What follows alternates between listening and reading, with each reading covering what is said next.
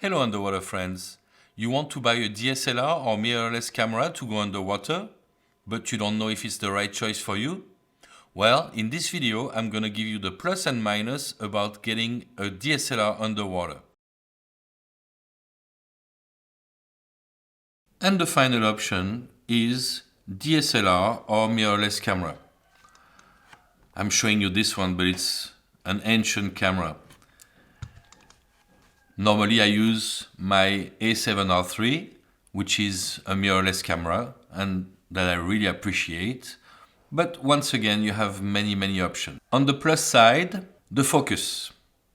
Autofocus is great with mirrorless or DSLR cameras. Some are better than others, but compared to point and shoot, it's night and day. All of them will have manual settings. So you can adjust your aperture, your speed, your ISO in a few seconds. And when you know your camera, you can have very nice results. On the plus side, you can put also diopters and wet lenses on your dome.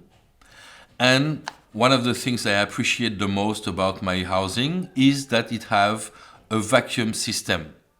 If you're interested, you can check the video here, how I put my Sony A7R3 into my Nauticam housing. And I will explain to you how it works. You can choose your lens. This one is a fisheye 10-17, but for my Sony I have 16-35. I also have a 90mm macro, and you can actually choose what you want. So you can put prime lens, you can put zoom, everything you want depending on the situation you have. Resolution is great. My camera have a more than 40 megapixel picture. When I want to do video, I can do 4K, or I can do full HD with a higher frame rate if I want to do slow motion. So yeah, that's the best. But like I said before, you pay for it. On the downside, the size. Just the camera with the lenses requires a bag just for it, because you don't want to damage your camera, you don't want to damage your lens, so you need a proper photography bag to carry all of it. And then the housing. Housing is very bulky, very big. So for this also, it's a lot of space. When you want to travel, you need to think ahead. When I do, I take my housing with me, I put my camera in my backpack, all of my batteries, my charger, everything that is heavy is pretty much with me. But it makes it tough to travel. One of the big inconveniences with the DSLR or mirrorless is that you have to choose the lens you want on a particular dive. I'm lucky.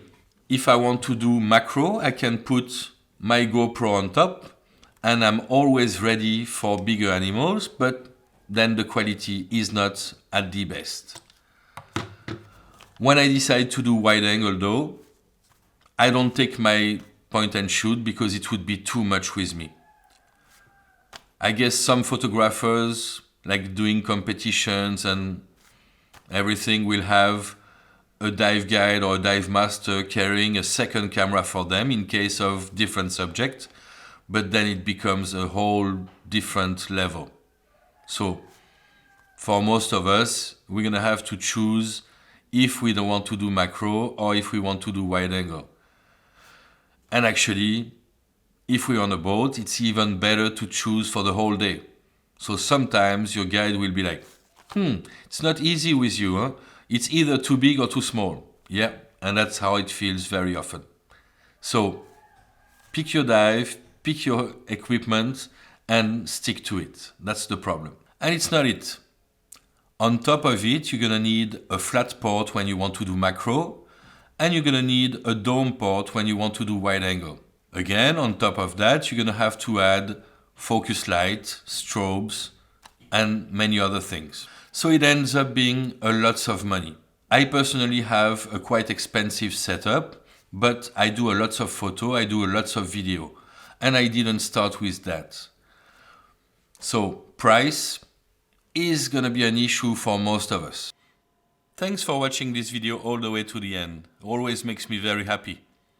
If you're interested in more content, you should check the series How to Do a Great Underwater Photography. And if you want to see small animals hiding, you should check Masters of Camouflage. Thank you and don't forget to subscribe. Bye bye!